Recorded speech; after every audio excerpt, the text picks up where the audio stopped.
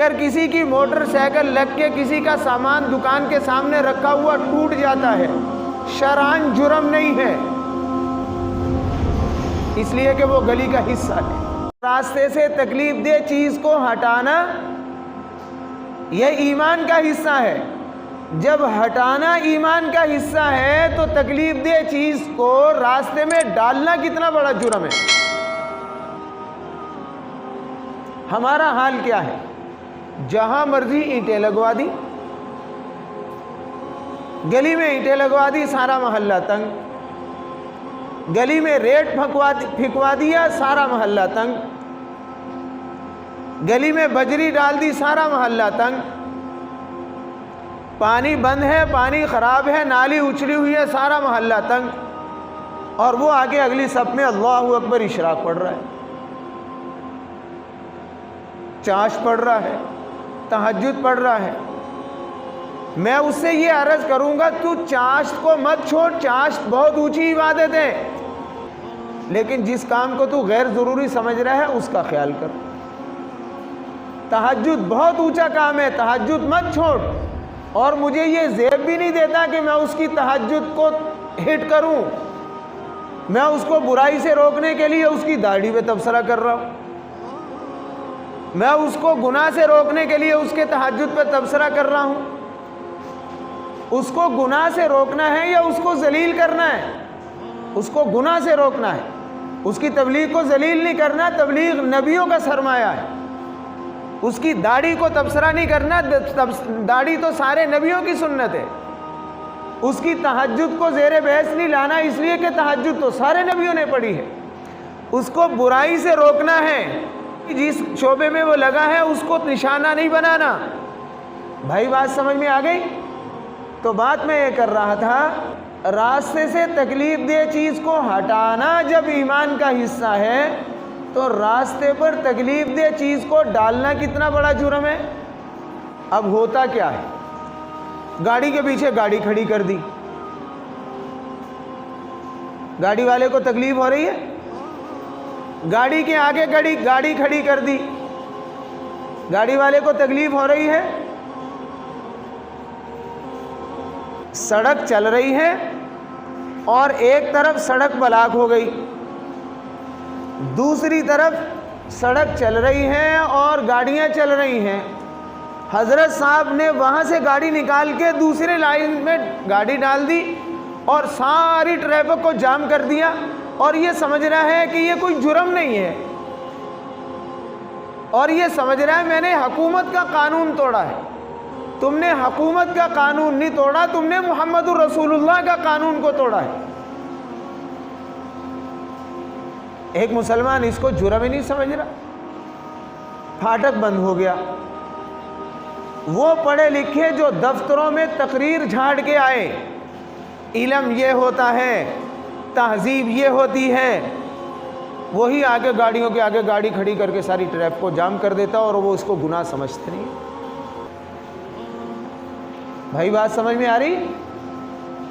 جب اسلام اونچی قرآن کی تلاوت لگانے کی اجازت نہیں دیتا، گانے لگانے کی اجازت دیتا ہے، ہم اس کو جرم نہیں سمجھ رہے۔ ایسی جگہ بلب لگانا، روشنی میرا اور آپ کا حق ہے اپنے گھر میں روشنی کرنا، ایسی جگہ بلب لگانا جس سے روشنی اپنے گھر سے دوسرے گھر میں جا کے ان کی نیند کو متاثر کر رہی ہو، جرم ہے۔ اپنے گھر میں ٹیپ چلانا جس سے دوسروں کی راحت اور آرام میں خلل پڑتا ہو، حرام ہے۔ بھائی بات سمجھ میں آ گئی؟ راستے میں میں نے موٹر سائیکل کھڑی کر دی، ساروں کو تکلیف ہو رہی ہے، ثواب ہے یا حرام ہے؟ یہ وہ مسائل ہیں جو ہم سب کے مشترک ہیں یا اکیلے میرے ہیں؟ ہم اس کو جرم ہی نہیں سمجھ رہے، اور پھر مثالیں دے رہے ہیں، یورپ میں یوں ہوتا ہے، یورپ میں یوں ہوتا ہے، یورپ میں یوں ہوتا ہے۔ اور ہمارے نبی کی سنتیں، ہمارے نبی کی ہدایات، انہوں نے اپنی زندگیاں بہتر کر لی، اور مسلمان ابھی نماز روزے میں پھنسا ہوا ہے۔ نماز روزہ اہم ہے، عبادت ہے، لیکن اسی میں پھنسے رہنا یہ بھی کوئی عبادت ہے؟ بھائی بات سمجھ میں آ گئی؟ میں نماز روزے کے مقام کو گرانا نہیں چاہ رہا ہوں، میں کہہ رہا ہوں نماز روزہ ہی صرف پورا دین نہیں ہے، ابھی دین ہم نے اور سیکھنا ہے۔ اور اللہ کے نبی کیا کہہ رہے ہیں؟ راستے سے تکلیف دہ چیز کو ہٹانا کیا ہے؟ ثواب ہے، صدقہ ہے، اور راستے میں تکلیف دہ چیز ڈالنا یہ کتنا بڑا جرم ہے؟ گانے لگا رکھے ہیں، دکان تیری ہے، سارے لوگوں کے کان ٹھک ٹھک کر رہے ہیں، وہ تو تیرے نہیں۔ بازار سانجا ہے، سب کا مشترک ہے، تو مالک تو نہیں۔ اب میں اگلی بات کہنے لگا ہوں دکھنے والی بھائی، سارے بازار والوں نے آدھی آدھی گلی پر قبضہ کیا ہوا ہے، اللہ کی قسم حرام ہے۔ اگر کسی کی موٹر سائیکل لگ کے کسی کا سامان دکان کے سامنے رکھا ہوا ٹوٹ جاتا ہے، شرعاً جرم نہیں ہے، اس لیے کہ وہ گلی کا حصہ ہے۔ ساری سڑکیں بلاک کی ہوئی ہیں، سڑک سارے ملک کی سانجی ہے، ہر بندے کی اپنی وہ ہے۔ اگلی بات کہوں، گلی کس کی ہے؟ سب کی ہے، دکاندار شرعاً کسی کو نہیں روک سکتا، اس نے گلی میں کھڑی کی ہے۔ روز لڑائیاں ہو رہی ہیں، بازار پر قبضے ہو رہے ہیں، وہ سمجھ رہے ہیں ہم نے حکومت کا اصول توڑا ہے۔ یہاں سارے مسلمان رہتے ہیں، پہلے وہ تھڑے آگے کیے جاتے ہیں، پھر اس کے اوپر دروازہ رکھ لیا جاتا ہے، پھر آگے تھڑا کر لیا جاتا ہے، پھر آگے دروازہ رکھ لیا جاتا ہے۔ یہ مومن کر رہے ہیں، مسلمان کر رہے ہیں، 17 حج کیے ہوئے ہیں۔ بھائی بات سمجھ میں آ رہی؟ ان لائنوں پر کوئی بولتا نہیں ہے۔ میں نے آپ کے سامنے صاف صاف بات عرض کی ہے، آخرت میں جواب دینا ہے کہ میں نے مشترکہ راستہ روکا ہے یا نہیں،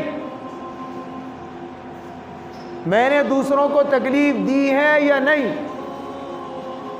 اوپر سے پرنالہ لگا ہوا ہے، روز پانی ٹینکی کا اچھل کے ٹپ ٹپ 10 سال ہو گئے، لوگوں کو ستایا جا رہا ہے، یہ جرم ہی نہیں ہے؟ اللہ کے نبی کیا فرما رہے ہیں؟ ایمان کے 70 سے کچھ اوپر شعبے ہیں، اعلیٰ شعبہ لا الہ الا اللہ، اور ادنا شعبہ راستے سے تکلیف دہ چیز کو ہٹانا، جو کسی نے ڈالی تھی آپ اس کو ہٹائیں گے، یہ ایمان کا شعبہ ہے۔ اور اگر آپ ہی میں ہی راستے میں تکلیف دہ چیز کو ڈالوں گا، یہ کتنا بڑا جرم ہے۔ پھر ہم بھی عجیب ہیں، غریب راستے پر بجری ڈالے، اینٹیں ڈالے، سارا محلہ لڑتا ہے، اور مالدار ڈالے، ساروں کی ایمانداریاں ختم۔ غیر رشتہ دار ڈالے تو سارے لڑیں گے، اپنا رشتہ دار ڈالے تو ہمارا ایمان ختم۔ دوسرے کے کنبے اور قبیلے والے ڈالیں تو ہمیں تکلیف، حدیث بھی سنائیں گے، اور اگر اپنے کنبے والا ڈالے تو ایمان ختم۔ اس قسم کے تو ہم مسلمان ہیں۔ میں ٹھیک کہہ رہا ہوں بھائی؟ میں ممبر پر بیٹھا ہوں بھائی، پوری ذمہ داری سے بات کر رہا ہوں۔ ان چیزوں پر ہم نے عمل کرنا ہے، ان چیزوں کو ہم نے بہتر کرنا ہے، اپنے جذبات کو پیچھے رکھ کے اللہ کے حکم کے سامنے جھکنا ہے، اپنے مفادات کو پیچھے رکھ کے اللہ کے نبی کے حکم کے سامنے جھکنا ہے۔ ہم مسلمان ہیں، مسلمان اس کو کہتے ہیں جو لا الہ الا اللہ محمد الرسول اللہ پڑھ کے اللہ کے حکم کے سامنے جھک جائے، محمد الرسول اللہ کے حکم کے سامنے، آپ کی سنتوں کے سامنے جھک جائے، مسلمان اس کو کہتے ہیں۔ بھائی سارے ساتھی جن چیزوں کی، جن برائیوں کی طرف میں نے اشارہ کیا ہے، سارے ساتھی کوشش کریں گے نا بھائی